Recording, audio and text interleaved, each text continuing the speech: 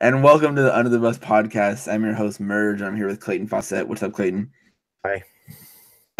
Okay, so it's been 4 games since the All-Star break for the Lakers. We're 4-0, which is awesome, which has been a lot of fun watching these games. I know they've been against some bottom-feeding teams and the Heat, but Lakers have always struggled against these teams, and it's been nice to see them mature, sort of.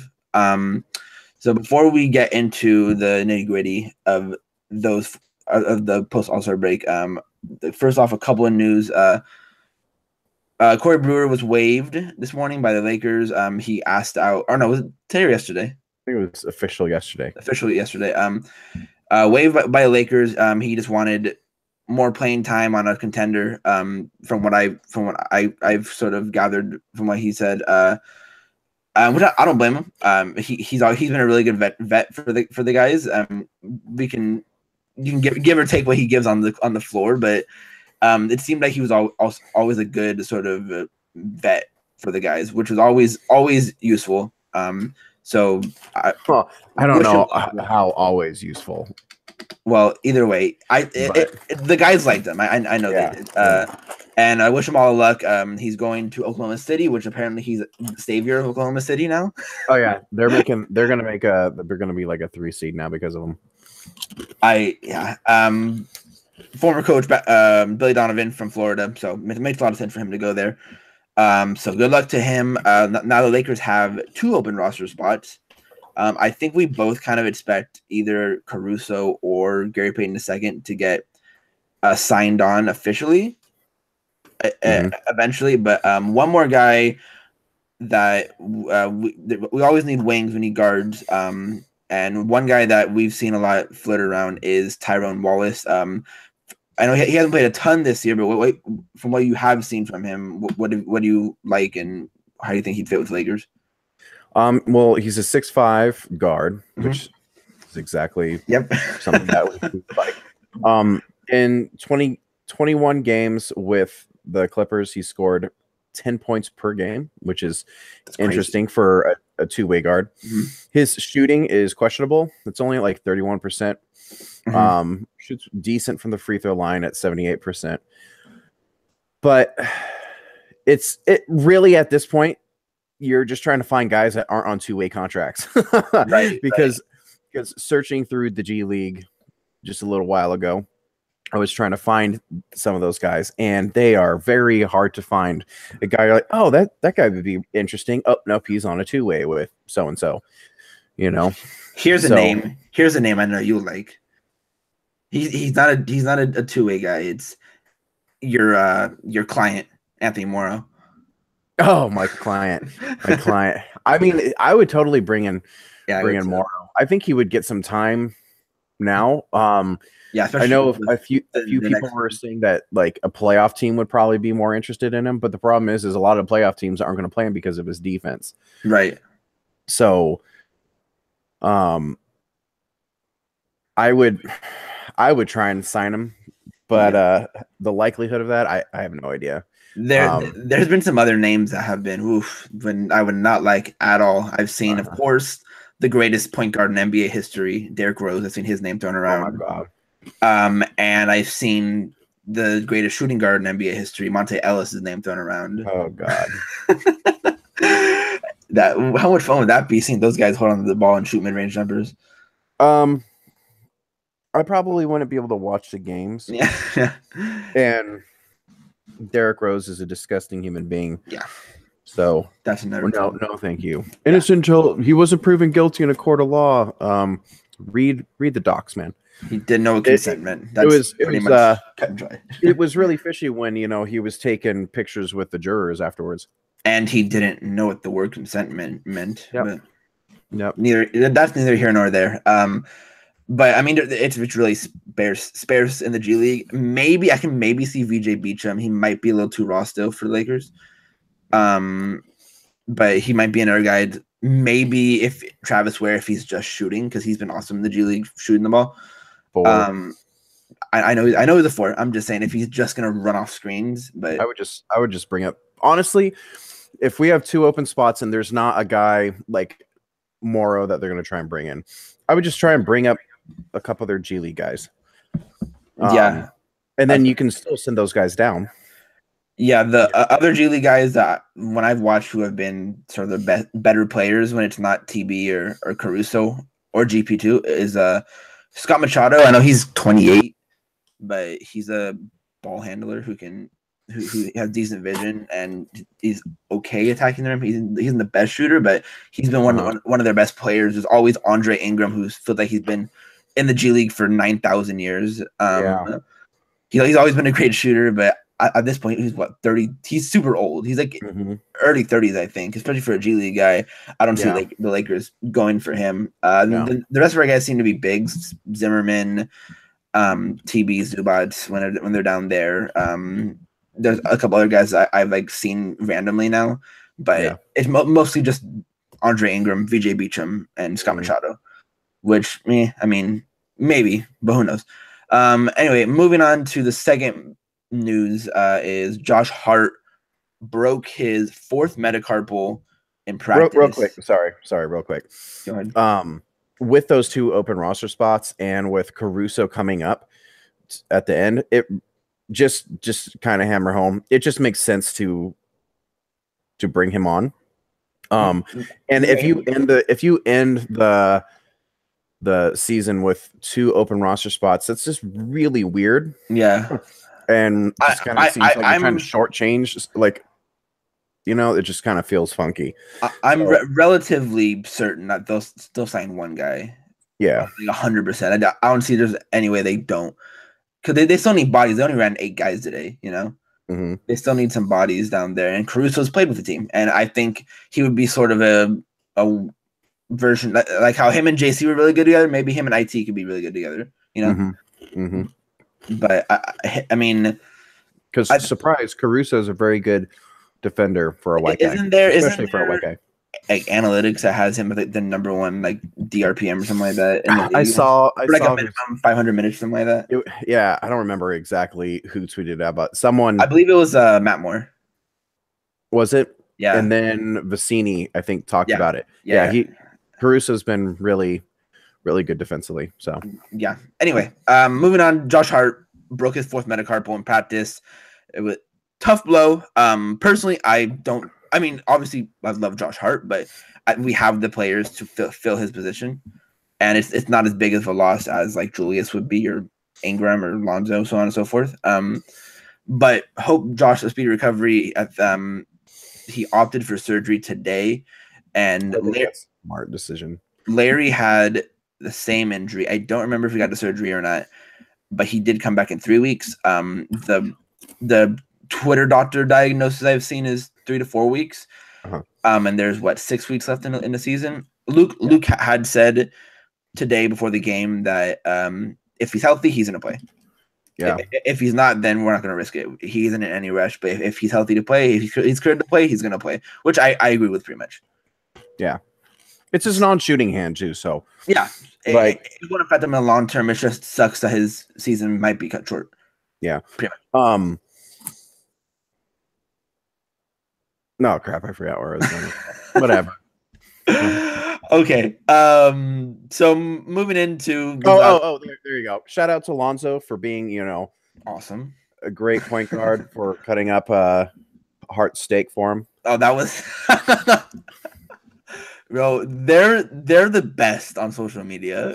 Yeah, like I'm one of the people that just doesn't really give a crap about chemistry for the most part. No, this is special. I mean, you do want the team to get along together, but like a lot of some of the things people make it out to be always just makes me laugh. But the young guys they're just a great clique, all of them. Mm-hmm. Yeah, they all love each other, even including Julius too. I mean, we thought today Julius is kind of like the lone wolf, not because like he doesn't like them, but that's just kind of or vice versa. But he's just a family man, Yeah, so that's just Julius. And I mean, even today, Josh Hart live tweeting the game, and even after the game, Julius said just like an hour ago, Julius said, "Would have been better if you were out there," or something like that. Which I mean. They all get along together. You see them on their Instagram stories, Snapchat stories. They're always roasting on each other. The best one is still the Slenderman with Ingram, Yeah, which is always going to be the best one. yeah. But anyway, going through these last 4 games, from a team standpoint, what have you seen that has improved over to All-Star break? Or let's say since Isaiah has been traded to the Lakers, what have you seen that has gotten better since he's came here? The offense has gotten better. Mhm. That said, I mean, he's been a lot better than I was expecting. Mhm. I still have no idea if it's a hot streak or if he's just, back, whatever. We'll get a little more in depth with him in a little bit. Yeah. But yeah. But the offense just looks better. Also, partly after the All-Star break, we also had a very important young guy come back, and Lonzo. That guy sucks. Yeah. That's according to Twitter narratives, he sucks. He can't shoot. Can't shoot. Even though I think he's shooting like 40%. Yeah. The last 20 20 games or something, something like that. Yeah, 40% from 3. To clarify that on multiple attempts too. It's not like one attempt a game. It's not Ingram numbers. This is like 4 attempts per game, 5 attempts per game. Yeah, he's a flamethrower right now. Oh my god, it's going in just from how he throws it up there, because he is so confident with that shot right now that it's going in every single time. Mm-hmm. But yeah, Lonzo coming back is a big deal. Obviously, he has helped a lot on both ends. And the offense, I believe I saw somewhere that since Isaiah was traded to the Lakers, the offensive rating is over 120 since he's came here, which is great, which is awesome. It's been a lot of fun seeing a lot of offense. The defense has gone down a little bit, but I think they've sort of recaptured it after the All-Star break, especially with Lonzo coming back and how good he is defensively. But yeah, I agree with what you said.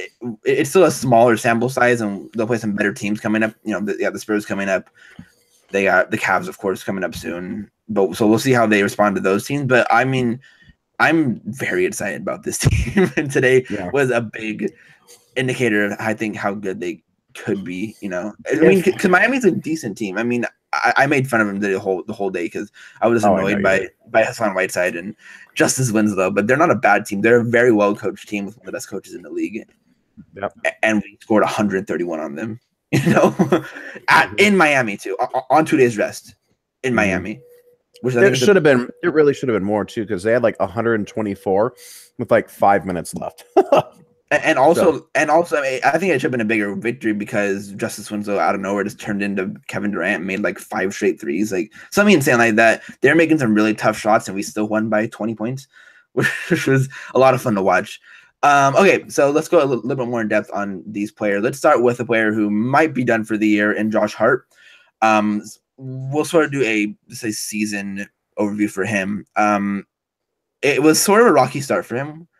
A little bit. He was poor shooting the ball. Yeah, we had people in the DM saying that he couldn't shoot. Yeah. Shout out to D. I didn't do that. It wasn't me. Nuh-uh. Show me the receipts. The receipts. Talk about his season. I'm gonna find his split since he came back from the G League. But talk about how his season went in your opinion. It's a little better than even I expected. Yeah, and you're a big J Hart guy. Yeah. I had Hart at least top 25, probably closer to 20, maybe even like 18 or something like that in the draft. I was very high on him. I was very happy with that pick. But yeah, he obviously started out rocky and then got sent down for a few games. He even kind of disappointed there. Yeah, he shot pretty poorly down there too. Yeah, and then they just kind of pulled him up. Like, oh crap, I don't know. Just it kind of felt like that was a weird thing. Yeah, and then he missed, I think, 5 or 6 games, something like that. Give me a sec. He missed 4 games. Okay. And then he was back up with the club. And then after that, just turned into a solid player. Yeah, his since he came back from the G League, he's shooting 47.5% from the field, 41.7% from 3 on 3 attempts per game, which is freaking ridiculous, which is super awesome. He's still struggling from the free throw line this year at 63.8 on the season. I think that's just a rookie thing. I think the whole team has struggled with free throws, except recently, I guess Julius decided to never miss a free throw again. Ever since that Kings game.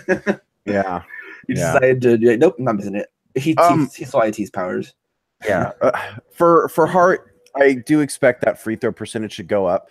His final 2 years at Villanova, he shot 75 and almost 75. It was 74.7 percent from the line. But the 3-point shooting is right exactly what I want. You know, if you said 3 attempts per game. Yeah, 3 attempts. So 3 attempts per game and over 40 or at 40% from 3. That's a starter, dude. With especially with his defense. That's Danny Green. That's a Danny Green guy right there. I mean, not as long as Danny Green, but he can provide more with ball handling. Player than Danny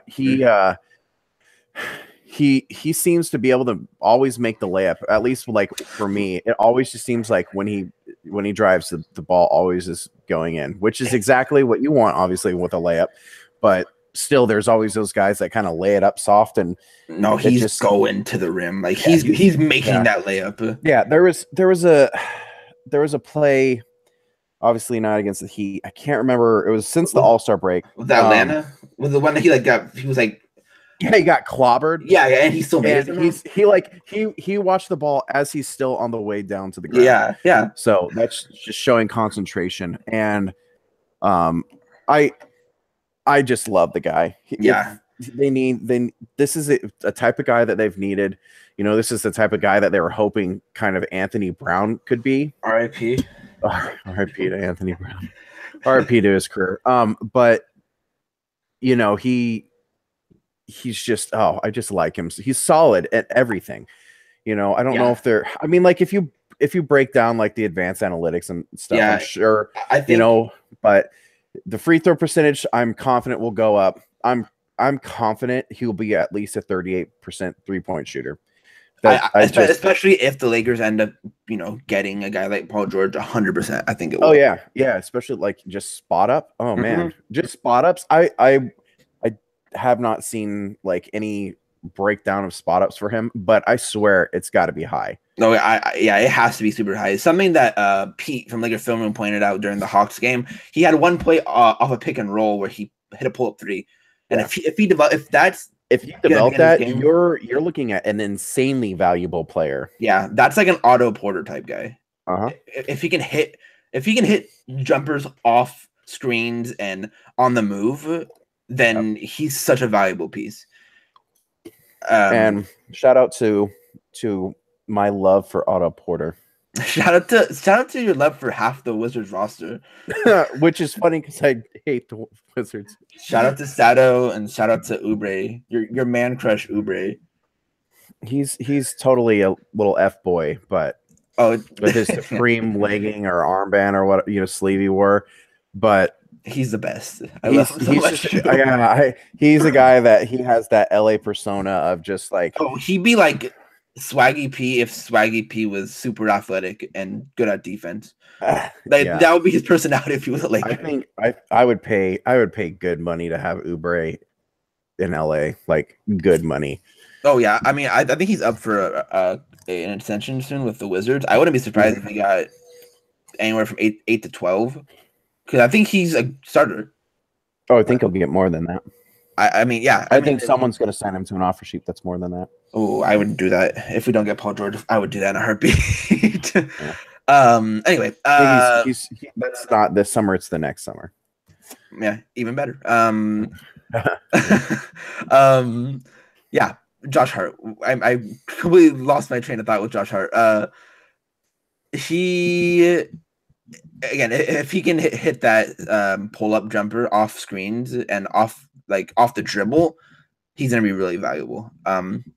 He needs to improve on some discipline stuff on defense, which we've seen a lot this year. James Harden got him a lot when we played the Rockets. Anytime we played the Rockets, he got him with his James Harden, the thing that James Harden always does. Also, R.I.P. Wesley Johnson. Yeah, that dude's dead. Bury him. James Harden, what a guy. Anyway, he got Josh a lot, and Josh jumped a lot on some shooters.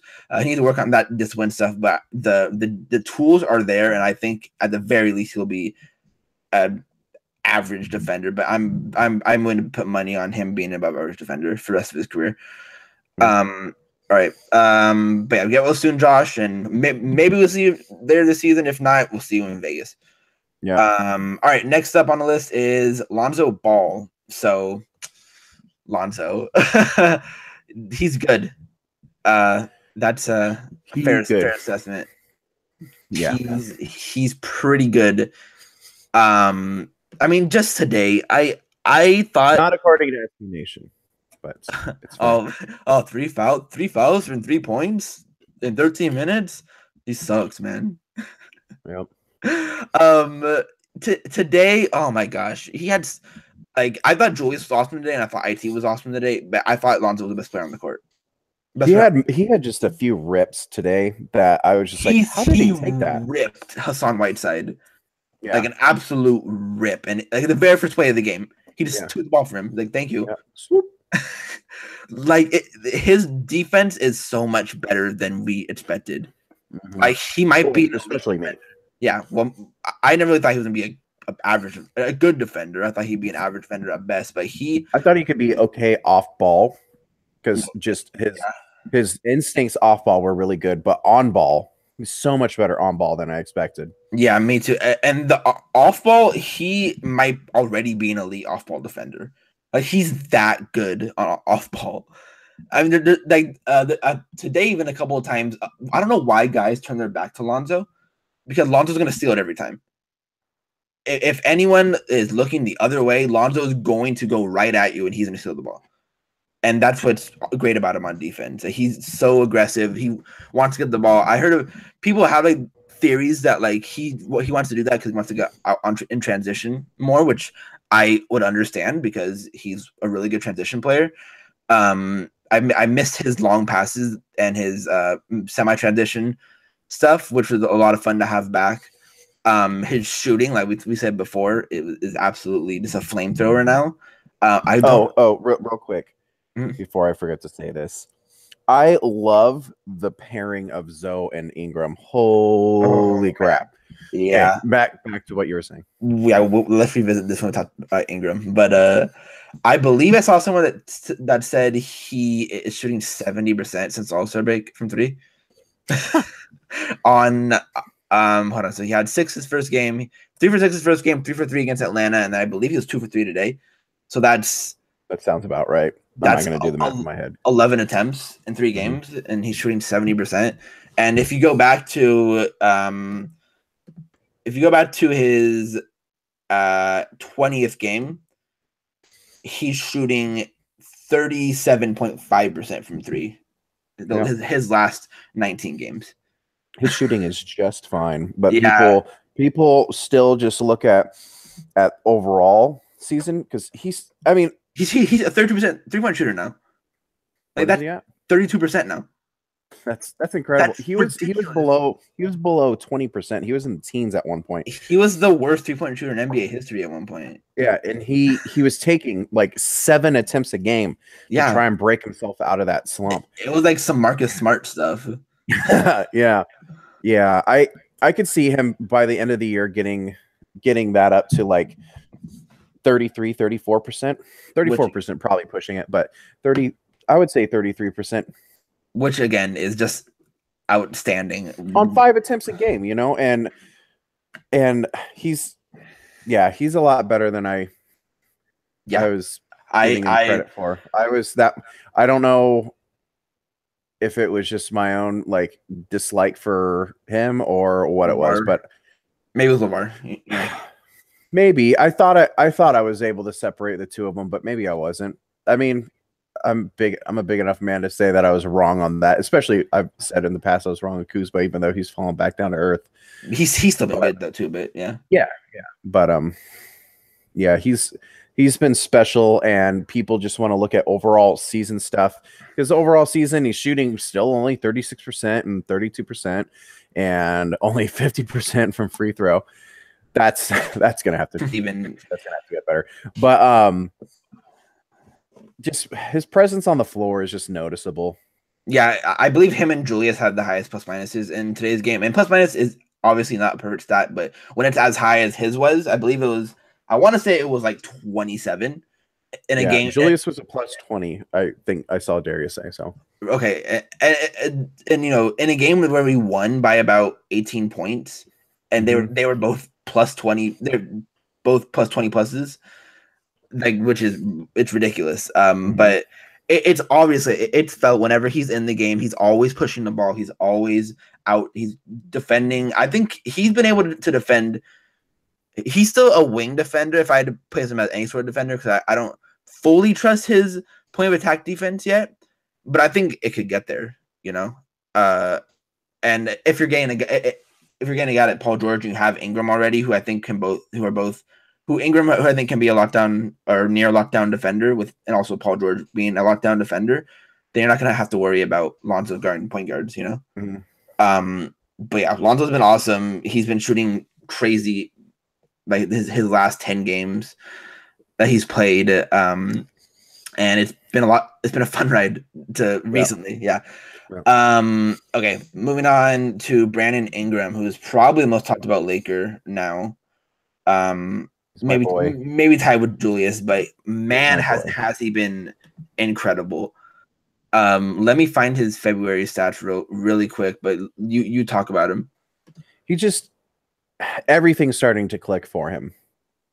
You know, just people even back in like November and December just bashing on him, like, oh, he's a bust, he's no good. Like, you're not watching. Yeah. You know, like there was a lot of bad things, especially during December. Like there was a lot of bad stuff going on during December. But yeah, everything, like I just said, everything's clicking, you know. We've talked about him so much recently, but the kid is just blossoming in front of our eyes. And yeah, he's special, man. I'm sure like the advanced analytics and stuff. I love analytics. Don't tell Sixers fans, by the way. Oh yeah, no. I don't want to get into the Ben Simmons and Ingram discussion. 1 year does not change of an evaluation that I have, you know. I still thought maybe they can both be awesome. Yeah, maybe they can both be awesome, you know. Just, you know, a novel thought. You don't have to tear one down while propping up the other. Both of them have been great. Yeah. Ben Simmons has had a historic rookie year. Yes, he has. He's been freaking awesome.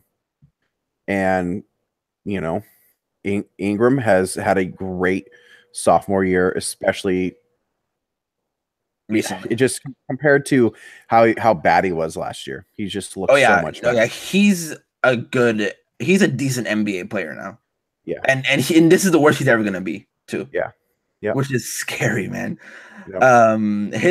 So his first game he started as a point guard was their first game in February. So his numbers since being the starting point guard were 18.6 points per game, 5.6 assists, 5.2 total rebounds, a block, and half a steal on 55, 52, 78 splits.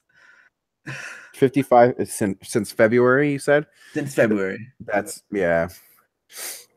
nice. I like that. But one of the funniest things about it is like play-by-play on B-Ball Reference doesn't have him playing point guard. Yeah. Which just cracks me up because that's exactly what he's been. And the offense has been flowing. Yeah, the offense was primarily ran through him and Julius. And well, especially in the half court, because you know that's where both of them are really good. Oh yeah, and Lonzo, even though he's great in transition, he's not a great half court player. In the sense of, you know, what you want from a point guard nowadays. He's great running off of screens, and he always seems to be open once or twice a game now, and people still give him room, and he just, you know, pops it right in their face in the half court. And this is something that we said during the draft process. When you're in the half court, he is a 2, and That's still having Ingram being able to handle the ball in the half court as a 1, just that's part of why that duo is just so like drool worthy. Yeah. For me. And again, I keep going back to Paul George, but I think this could be a real possibility. I've seen people say that if the Lakers get Paul George, they should start Ingram at the 1 and Zoe at the 2. So you can have PG at the 3, which I find really interesting because of how Ingram's looked as a point guard. And if you can have a proven half court scorer like Paul George out there with both those guys, then it's gonna be honestly, I don't give a crap. I mean, like if you want to list Ingram at the 2 or the 3 or the 1 or I don't give a crap. They're the 5. Yeah. I mean, like the lineup is essentially would be Lonzo, Paul George, Ingram, Randle, and some type of 5. Yeah. And they're just, it's going to fluctuate. They're going to switch everything. So it doesn't really matter. And they're all going to handle the ball at times. It's going to be so great. It's going to be so great. I should say should or will or would. There you go. But like, it's just, I mean, having 5 guys on the court who can take it coast to coast at any time. Well, 5 depending on. Well, I'm sort of assuming we run a small ball with, or not to start, but like to end games. Our death lineup, so to say, would be Kuz, Lonzo, Hart, Ingram, Paul George, and Randle. Ooh, that'd be nice too. I like that. I mean, him or with Kuz at the 4, either or. I mean, yeah, like having 5 guys. It's so important nowadays, I think, to have guys who can handle the ball, and the Lakers have so many of them. And we have 2 who are 4s, and they're really good at it, at handling the ball. Which is it's awesome, you know. We'll get into Randle in a little bit, but just having Ingram and Lonzo together with a wing like Paul George is just going to give the Lakers so much space to work, especially someone like Julius Randle too and Ingram to drive the ball. Yeah, it's gonna. It would just be very good placement or roster construction. As you said, just they have a lot of ball handlers now, and that's something that I've always been saying. You know, get more guys to handle the ball. Yeah, and Ingram has developed it better. Mm-hmm. Randle has always had it, the ability, but he needed to slow down, and he's shown that. Oh yeah, he has. So like those 2 are good in the half court. And Lonzo's Lonzo in the transition. Mm-hmm. So yeah, it's just nice. And if you want to go to Hart can handle the ball. Hart might be our best coast to coast guy on the team. Him or Julius. Yeah. I mean, it really wouldn't surprise me. They can just handle it really well. And and I'm sorry. I'm just sad that now we're not going to get to see him for a few weeks. Yeah, it sucks. He's like my 2nd or 3rd favorite guy on the team, to be honest. I've always. I mean, like, do I think Hart is going to be like the 2nd or 3rd best player? No, he'll be like the 5th guy. Yeah, I mean 5, 6, something like that. But I just love that guy, man. I just love watching him. Yeah, he's one of the more fun role players in the league to watch for sure. Moving on, I'm gonna hold off on Julius real fast. Let's go to Isaiah Thomas. What have you seen, or what sort of improvement have you seen from Isaiah since he's came to the Lakers? What do you like that he's brought to the team? And I think I already know what you dislike what he's brought to the team, but you can say that too. His shooting has just been so much better from Cleveland. Yeah. I still have no idea if it's that he's back or if it's just a hot streak. If he's back, then that's awesome. I would probably still say no, because there's a few times where he landed and he like winced in pain. I mean, it was a torn hip labrum, so like, yeah, how much back are you going to be? So like, he's been good. I can't deny that he's been really good, especially on offense. The defense hasn't been super bad. The Lakers can compensate for it, I think. Yeah. they've changed it a lot recently too. I've noticed that Luke has sort of made sure that the guy that whoever Isaiah switches onto, he switches immediately with whoever's guarding a guard, which I think is the right way to go with it. I mean, there isn't a ton. He's not gonna. It's not gonna happen like what happened with him versus Dirk. That's not gonna happen every single play, obviously, because he's one of the worst defenders in the league. But it's been a lot better. I've seen him give some sort of effort more so than Cleveland. There's still times where he gives up on plays, but I think the thing that's been the most welcoming for me from him is his playmaking. And he's been more so the last couple games. He's made some really nice. He has really nice chemistry with Zubac already, who we'll talk about. But it's like it's really weird because it's like they've played together for 4 years already, and they know exactly where each other wants to go.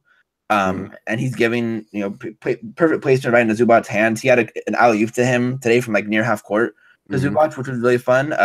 He started to develop one with Julius as well. There was that nice little lob high pass thing that he did with him where he told him to go, and it was a lob, but Julius like sort of gathered at the same time and grabbed it and then went up and he got the and one, but it was still a really nice pass from Isaiah. There's a couple passes from that Atlanta one that he did well. I just think the playmaking is a lot better than Jordan Clarkson, which is which was the biggest thing with JC and why you couldn't really like he can pass out of traps. Yeah, which is the playmaking better than JC. That's not really saying much. It isn't, but I mean it's better. Yeah.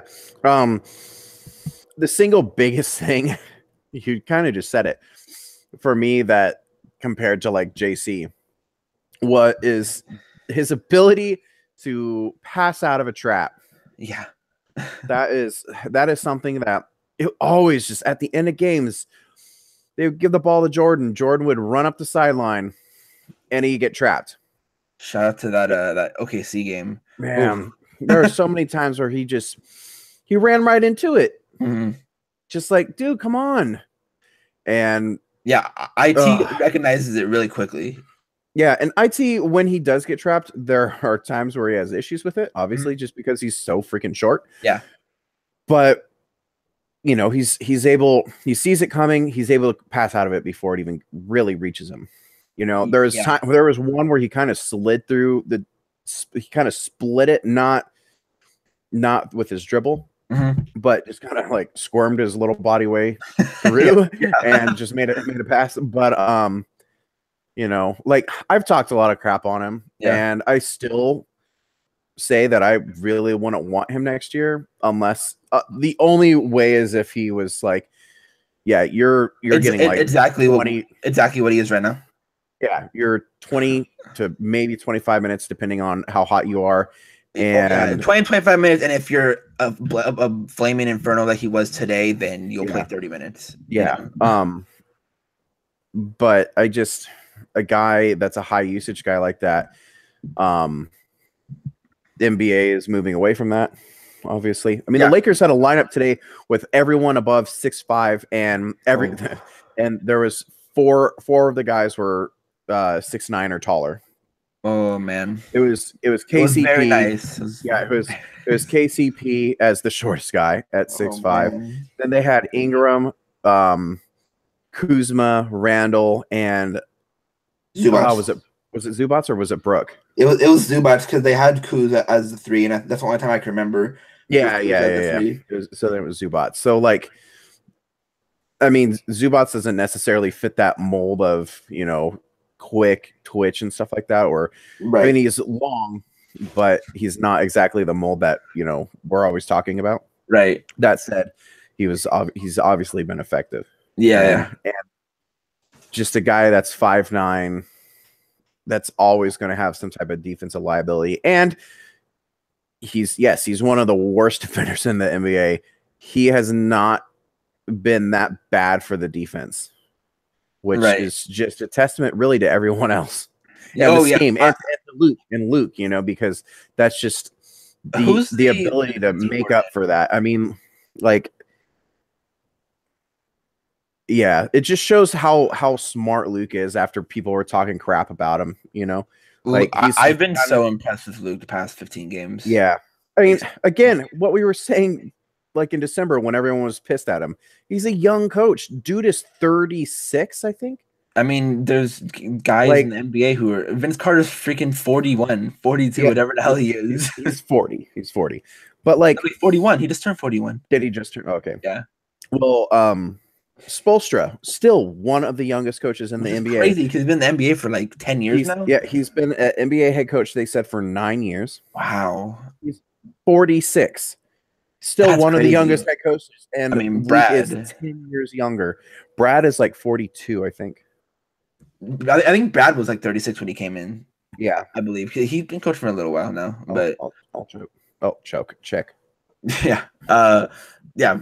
I think the sideline out of bounds stuff has always been great from Luke, but like they're like they work every time. Brad Stevens is 41.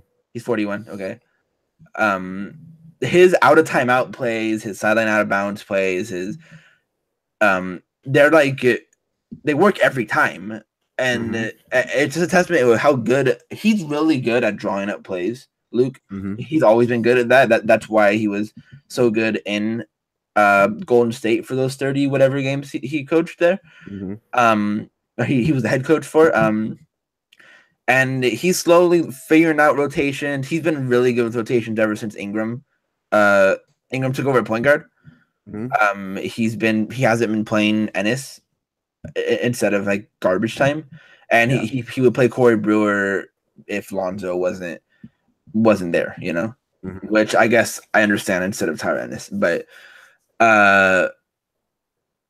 and also credit to we're talking about the offense a little bit. Credit to Jesse Mermes, who is I think he's like the offensive coordinator for the team, and the offense has been noticeably better over the whole season, and so props to him for making this team or having this team buy into the offense and be able to execute it well. Yeah. Okay. Moving on to Kyle Kuzma. Kuz has been he's cooled off a lot since his inferno of the first 2 months of the year. Part of it is that he's not playing a lot of minutes. Recently, or more, he's not playing for a good reason. Yeah. He hasn't been playing as many as he used to play. Part of because Julius has been freaking ridiculous and Brooke has been better. He's been getting more minutes with Julius. So obviously, the less minutes he's going to get, the less points he's going to put up. He's just in February he put up 12. He put up 12, and he's still been decently efficient. And people are worried about him, I think, and I'm still not worried about him. He was playing a lot. He was playing a lot of minutes. Yeah. And his role now he's kind of having to adjust to IT because he comes off the bench a lot of time with IT at the same time.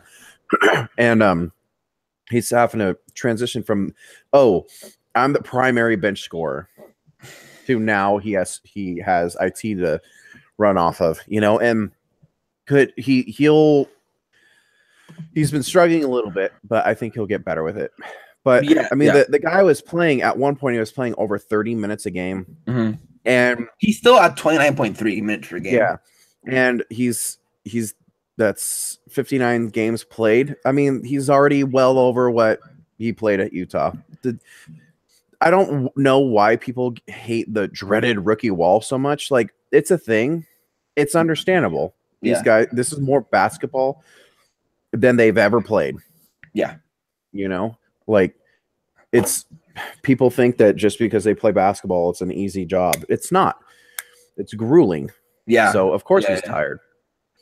Yeah, I think he has shown flashes and other stuff though. Ever since he hasn't been shooting as well, his defense has improved some. It has improved. The game against the Kings, he had a couple of really nice possessions against Willie Cauley-Stein, who's a more athletic guy, a bigger, taller guy than Kyle Kuzma, and he really held his ground against him. I think there was a play against either Buddy Hield or Bogdanovich where he was able to switch on him and he was able to. It was the Bogdanovich one he went right to the basket to try to get a quick two to.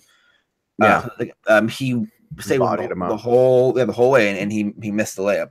So his defense is improving. I still see the passing every now and again. I mean, he's on about 2 assists per game this year, which I think if you put him against around better players, he's gonna do that a little bit more. Which is an improve. And even with people saying his shooting has gone down, he's still shooting 36% from 3 on 5.4 attempts per game, which is pretty much exactly what we expected from him, right? Yeah. If he ended at 36%, we were going to be really happy. I'm still really happy with him. Oh, yeah, I am too. He's obviously he's come down. Mm-hmm. That said, I'm still happy. Yeah, like he's been just fine. Yeah.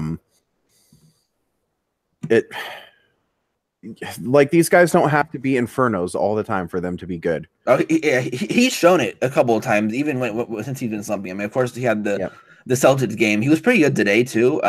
He always seems to show up in the fourth quarter, which is really nice to have. He makes some really nice shots, except for that Wolves game. He normally shows up in the clutch and makes some really clutch baskets. Again, attest that to the Celtics game. Yeah, I'm not worried about him at all. I've been really happy with him, even with him not being as good. And I think there's reason for him to not be playing as much because other people have been a little better than him. Next, we'll talk about KCP. I think the only thing we really need to talk about with KCP is that when he's not in prison, he's a really good player. Yeah. When he's not having to deal with that, he's really good. And in 11 games, according to shout out to Jacob Ruden, 11 games during December. This was about a week ago when he tweeted it out. So there's probably a few more games onto there. It was right after the Kings game. All right, and then was that the game where he hit like 8 or 9 threes? Yeah, the one where he hit 8. That's what I thought so. December, 11 games, 13.1 points, 4.9 rebounds, 1.6 assists, 1.8 turnovers. That's not bad, but he was shooting on 36%, 29%, and 78%. Man, so bad. He was very other than the free throw line, he was very bad. Yeah, in the 40 games up until this tweet, that were not in December, 13.5 points, 5 rebounds, 2.4 assists, and 1.5 turnovers. So he was pretty much even with everything except he increased the assists a little bit, but his shooting splits were 45, 40, and 74. Free throw dropped some, but I will take that since there was a huge jump in 3-point percentage. So, he's been good. If the guy, if you don't get 2 maxes, and say you just get Paul George, and you what? Excuse me. Obviously, you're going to still need to fill out the roster. I would still have KCP on the team. Would you rather sign KCP to a 1-year deal or Isaiah? KCP. Yeah. I think it's a tough one. For a bench scorer, I'd probably go Isaiah. It would just really depend on the number. The contract number? Yeah. Let's say Isaiah's is 11 or 12 mil for 1 year, and let's say about 12 mil for a year. 12 mil for a year. Off the bench, I'd probably go Isaiah. I think both are valid money for me because because everyone knows I'm not a huge fan. But if you can get KCP to not overstep his boundaries, to quote unquote be LeVar, stay in your lane. Stay in your lane, yeah. When he stays in his own lane, he is very good. Yeah, he's really solid. He's a guy that will be on any playoff team, any good team, I think. Yeah, and I think that he would have been dealt for something decent if it wasn't for the fact that his salary number is $18.5 million.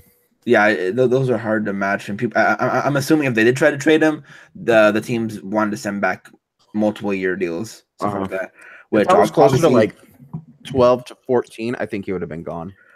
Yeah, I think so too. Because they were looking to get assets for these guys, but if we can get him I'd even be fine with giving him the same 1 year, 18 mil if we already have PG and Julius. You know, I mean, I wouldn't do the 18 mil.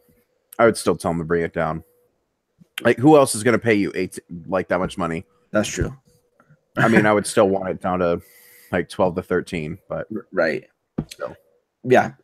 Yeah. So when KCP is not in jail, he's pretty good, which is fun. Two more people. We'll talk about Zoo for a little bit, and then we'll end on Julius. We'll talk about him for a little while. So Vita Zubats has kind of came out of nowhere again. And he's been good recently. Mm-hmm. I don't know what it was after today's game, but they said on the Spectrum telecast that he made 25 of his last 30 buckets, which is very efficient. Yeah, that's kind of hashtag good. That's pretty good. He's a very good finisher. Yeah. So. Yeah. My thing always with Zoo has always been the same thing. Yeah. Like what was the word you used to describe? He's fluffy. Yeah, he's fluffy. He's fluffy. He's doughy. You said doughy. Yeah, doughy. Yeah. It's not that I don't think he's good. It's just that he's not the type of big that I have in mind. Yeah. Especially when we have Thomas Bryant on the same roster. Yeah.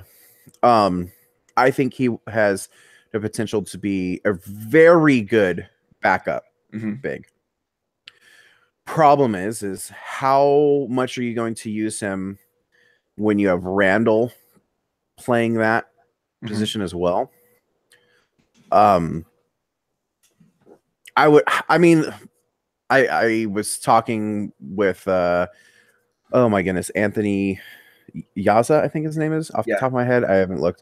I was just chatting with him a little bit today because the Lakers have been rumored to take, or not rumored, predicted to take Mitchell Robinson with the Cavs pick. And that's honestly a pick I'd be totally fine with. Yeah, you'd probably redshirt him a year essentially just by keeping him in the D League because he didn't play at all this year. And I would have no problem going into next year with Zubats and TB.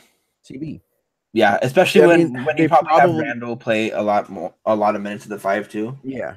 And if you think about it, that means that you've got 3 guys underneath like the age of 21. Yeah. That is just freaky at one position. So you don't have a lot of experience, but you could have like the 15th spot. So you can have like 4 guys on the roster with, that same position. You could have that vet there. I think what I would want to do if we did roll out Zubats and TB as our main 5, I would like to have sort of a 4 on the roster who can play that small ball, like sort of like what David West is for the Warriors. Yeah. That's what I would want because I mean, that's exactly kind of. I mean, you could have it as a 4. Yeah, that was like the type of role player I'm talking about. No, yeah, for sure. Yeah. I think just because those two are young and Julius isn't the best rim protector, so maybe you want to put someone out there who is a decent rim protector. Which, fun fact, David West leads the league in blocks for 36 minutes. It's hilarious. I did not know that. He's having like one of the best years of his career. It's crazy. But like someone like that as a backup and having them just in case we mess up and we need someone to help right now, like not this person right now, but back when the Lakers had Brandon Bass, someone like that would be perfect, I think. Yeah. But just looking at a roster construction, right?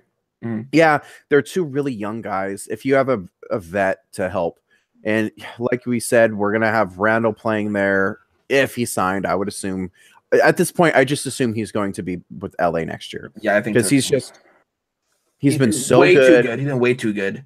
Yeah. You have TB, you have Zoo, and say you have Mitchell Robinson. Yeah. Okay. Looking at salaries, Thomas Bryant makes $815,000. Yeah. Zubats makes 1.3 million. So you're looking at 2.1 million. Okay. Say that Mitchell Robinson is taking like 26, 27, like where Kuzma was. Yeah. Okay. So that's 1.4 million. Mm-hmm. That's, you know, $3.5 million for 3 players, Yeah, all with really intriguing potential at super low prices. yeah, and then you can just like rotate them really to see who's better, and then Yeah, I yeah. I mean, like, I would put money on Robinson being the one there, but like, yeah, I think being the because better of the three. I think Robinson has like lottery pick type potential. I mean, a lot of people that we really like in the draft world. I mean, doesn't Cole have him? Cole Zwicker have him in his lottery? I'd have to he has like look. 9 now. I'd have to look. I mean, like that, but he's a guy, and from what I've heard with Mitchell Robinson, like he might be able to shoot. Which I don't know if I would exactly put a lot of stock into that, especially just yet. Yeah, but he's got Mitchell Robinson at 12 okay. on his big board that he posted 2 days ago on Twitter. So like, if TB keeps playing how he does and he keeps refining his stuff, you know, that's a really valuable player.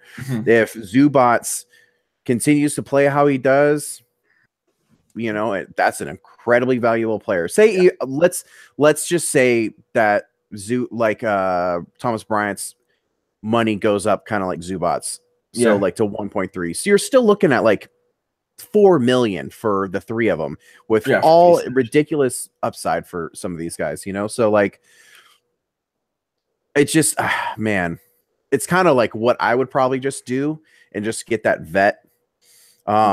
Maybe what you could do is look to trade Zubats for like a pick that from 35 to 45 for like a wing. I still think there's a possibility they trade Zoo. Yeah, it wouldn't surprise me because he's not exactly the type that they seem to want. Yeah, and bigs are kind of like exactly what I want. Just Pelinka has raved about Thomas Bryant. Yeah, and I think Thomas Bryant. I'm actually surprised Thomas Bryant hasn't got more time with the Lakers. Me too, but maybe they're just trying to show off Zoo to trade him in the offseason to do exactly what I was saying, was to trade him. And, you know, Atlanta has 3 firsts and an early second. Say they don't want to give up one of those firsts for him. That's fine.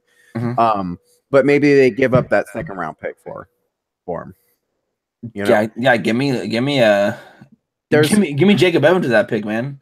Yeah, Jacob Evans is a guy that could potentially be in that slot. You know, there's or Aaron Holiday or Devontae Graham. You know. You know, get a wing or a point guard, and yeah, I would just either scenario I enjoy a lot.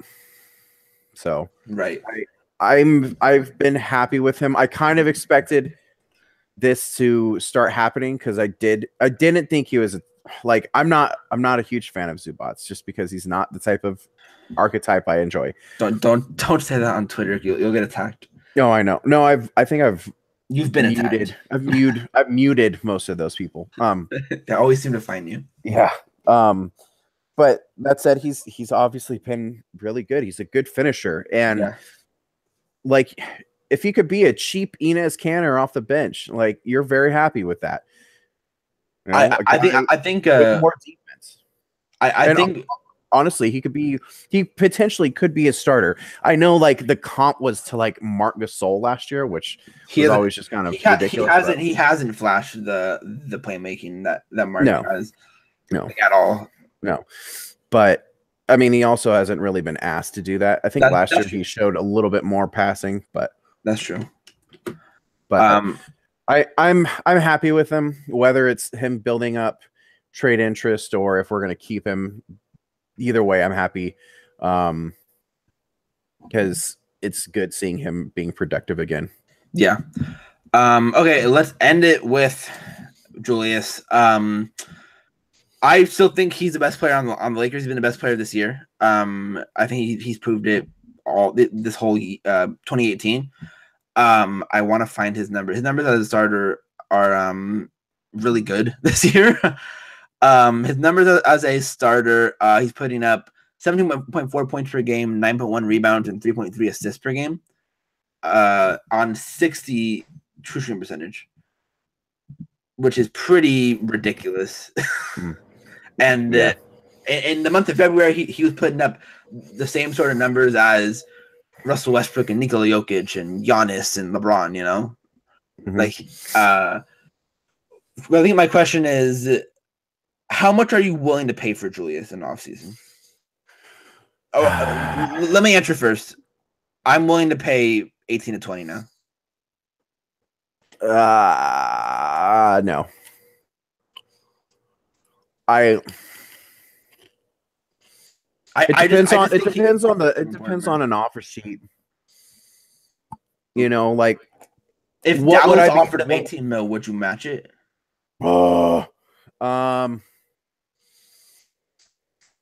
I wouldn't offer him 18, but I'd be willing to go up to 18 if that's what Dallas offered. Like I'd offer him 15 or 16, you know? Yeah.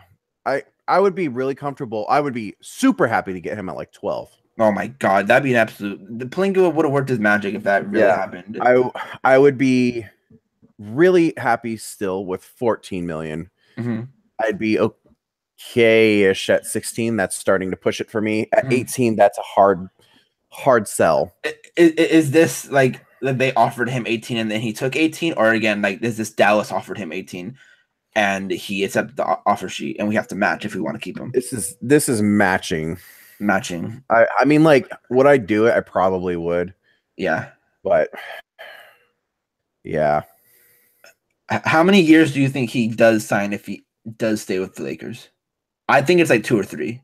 And I think they want to get the money off of Dang's books first, or the Dang money off of their books first, and then they'll give him like a big contract. Yeah. Which I think would happen. Like give him a 3-year deal, and then that 3rd year you give him like a 4-year extension. Yeah. Something like that. Which is what I think they would try to do, especially with at that point we're hoping to have Paul George and someone else. At least I think the Lakers are.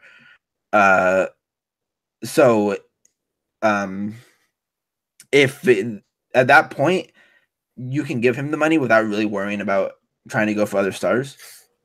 And I think at that point it'd be like 4 years, like 80 million or something like that. Especially if he progresses, I should say. If he keeps going down this road. I still would.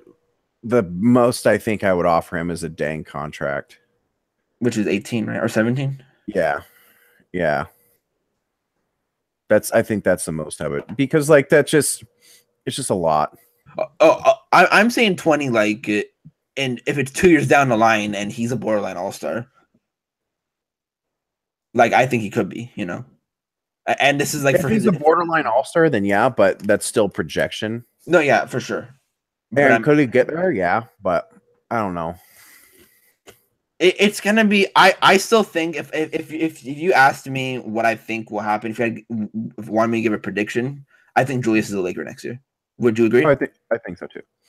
I think the front office is starting to recognize how important Julius is to this team, and I don't think I'm overstating when I think he's probably the second most important player on this team behind Lonzo. Yeah. Because I think he gives the whole emotion for them. He's the Draymond, like we've been saying. He's that emotional leader, and it's just it'll make me really sad to see him go.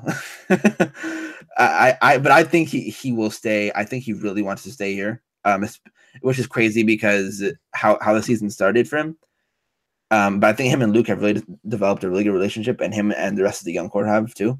And I think he wants to keep us going. But we'll see. It's going to be a really crazy offseason. I have a feeling it's going to be similar to the MLB offseason. I've heard people sort of compare that to that, or think it could be like that, which would be really interesting if that is the case. Because I think Julius, if he does get an offer sheet, he'll get it immediately, or not immediately, but in the first few days, you know. Yeah. And I don't think there's another team that would offer him it besides Dallas. Yeah. But I don't know. We'll see. It's gonna be a really interesting offseason. It's a huge offseason for the Lakers. I think. I think getting Paul George has to be the main goal. Again, Paul George and Julius Randle should be the main goal. That's my main goal. I think that's what you want to, right? Yeah. Yep. That's exactly. I think that gives us a playoff team next year. Yeah, and I think if Lonzo doesn't go down, and they don't go on that ridiculous 9-game losing streak and stuff like that, I think that they're like they might not be right there. They'll be like Utah, right? But I think they'd be about 3 games out, which would be great, you know. All right, one more. I want you, after seeing these first 4 games. Last thing, has your prediction for wins rest of the season gone up or down? Because I believe you said 14-11 when we before the All-Star break ended. And we won. Well, now that would mean that we'd have to go, what, 10-11? 10-11, yeah.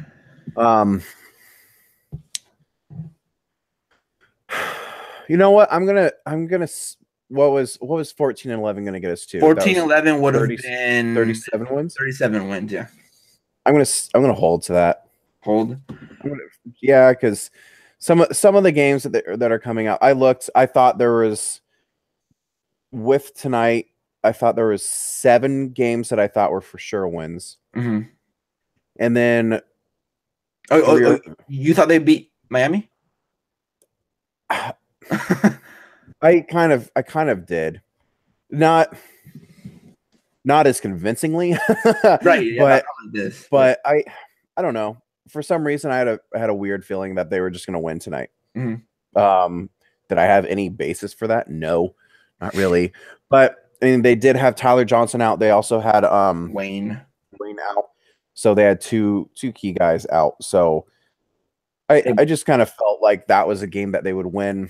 Mm-hmm. I didn't think Randle would just abuse Whiteside like he did.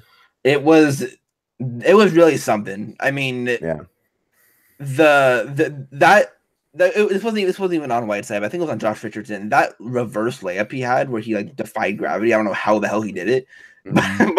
but he did it, which was ridiculous. I've never seen him do anything like that before. He's not really a finesse finisher. He's more of a I'm gonna jam it on your head finisher. Yeah. I think it was nice to see that. Like, I know that Isaiah ended up having the most points. No, Julius or Lonzo was the MVP of the game. Yeah. Since you took Zoe earlier, I'm gonna say it was Julius. Mm-hmm. Just little differences. Got you. He was just really good. He makes me happy now. Like, I understand his flaws still bug people. I think the shooting's gonna come around. I really do. He has the mid range. Yeah, he does. We've seen the mid range. He's had the mid range since the last year. Yeah, 2 years ago. So, or at least last year. So it's just that he's finishing really well at the rim. He's still finishing like what, 70% at the rim, I think. Something crazy. I'll look it up. He's like top 4, top 5, and the top 3 in the league in finishing on the rim, I want to say. I'm looking it up. With guys like, Gobert and DeAndre Jordan or whatever. So within or John Collins, I think. Within 3 feet, he's finishing at a 73.5% rate. Yeah, and 55% of the shots in there. These are some tough. Like, he makes some tough stuff. Man. There was some like like people are just like, he throws it up with reckless abandon. It's just there's no touch. There's so much touch. Touch. Those reckless abandon shots are so much touch on those things. There was one. I could have swore it was going to hit the back iron and just careen out. Yeah. And it hit the back iron. It popped up a tad, and then it just fell right in. He always does those ones where he drop steps, and then he has like a weird floater or like a teardrop. Yeah. And it always swishes every single time.